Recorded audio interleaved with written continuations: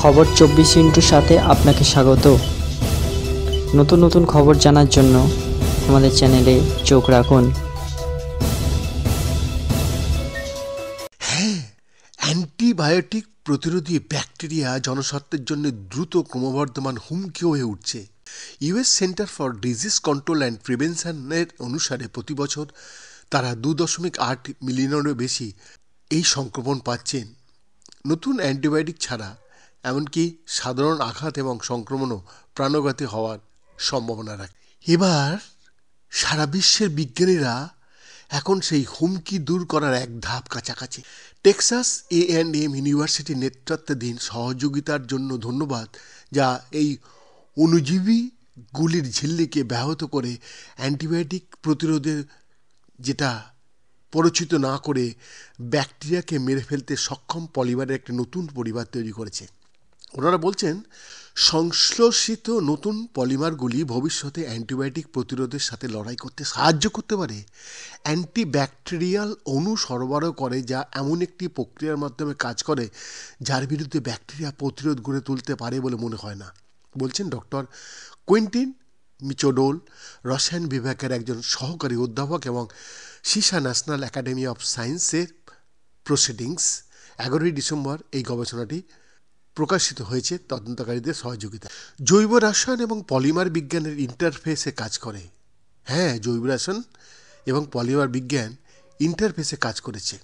মিচাডোল laboratory সাবধানে একটি ইতিবাচক চার্জযুক্ত অণু ডিজাইন করেছে, যেটি নতুন পলিমার সংশ্লেষণ করতে সক্ষম হয়েছিল, যা সাবধানে নির্বাচিত একটি ব্যবহার করে একই পুনরাবৃত্তি করা চার্জযুক্ত মোটিভ দিয়ে তৈরি একটি বড় অণু তৈরি করতে বহুবার সেটাকে সেলাই করা হয়েছে। অ্যাকোম্যাট নামক অনুঘটক, যার নাম মিচাডোলের মতে এই অনুঘটকটি প্রমাণ করে এটিকে চার্জের উচ্চ ঘনত্ব সহ্য করতে হবে এবং জলে দ্রবণীয় হতে হবে, একটি বৈশিষ্ট্য যা তিনি এই ধরনের প্রক্রিয়ার জন্য অস্বাভাবিক হিসাবে বর্ণনা করেছেন। সাফল্য অর্জনের পর ম্যাসাচুসেটস আমার্স ইউনিভার্সিটির ডক্টর জেসিকা শিপম্যানের গ্রুপের সাথে সহযোগিতায় মিচাডোল ল্যাব দুটি প্রধান ধরনের অ্যান্টিবায়োটিক প্রতিরোধী ব্যাকটেরিয়া ইকোলি এবং স্ট্যাফাইলোককাস অরাস এর বিরুদ্ধে তার পলিমার পরীক্ষা। এই ফলাফলের জন্য অপেক্ষা করার সময় গবেষকরা মানুষের লাল রক্তকোষের ভিতরে বা তার বিরুদ্ধে তাদের পলিমারের বিষাক্ততা। অ্যান্টিব্যাকটেরিয়াল পলিমারগুলির সাথে একটি সাধারণ সমস্যা হলো সেলুলার ঝিল্লিকে লক্ষ্য করার সময় ব্যাকটেরিয়া এবং মানব কোষের মধ্যে নির্বাচনের অভাব হয়। মিচাডোল ব্যাখ্যা করেছেন, মূল হলো ব্যাকটেরিয়া বৃদ্ধিকে কার্যকরভাবে বাধা দেয় এবং নির্বিচারে বিভিন্ন ধরনের কোষকে হত্যা করার মধ্যে সঠিক ভারসাম্য। মিচাডোল তাদের অণু সমাবেশের জন্য নিখুঁত অনুঘটক নির্ধারণে তার দলের সাফল্যের কারণ হিসাবে বৈজ্ঞানিক উদ্ভাবনের বহু বিভাগীয় প্রকৃতি এবং টেক্সাস A&M ক্যাম্পাস এবং দেশ জুড়ে নিবেদিত গবেষকদের উদারতাকে কৃতিত্ব দিয়েছেন। এই প্রকল্পটি তৈরি বেশ কয়েক বছর ছিল।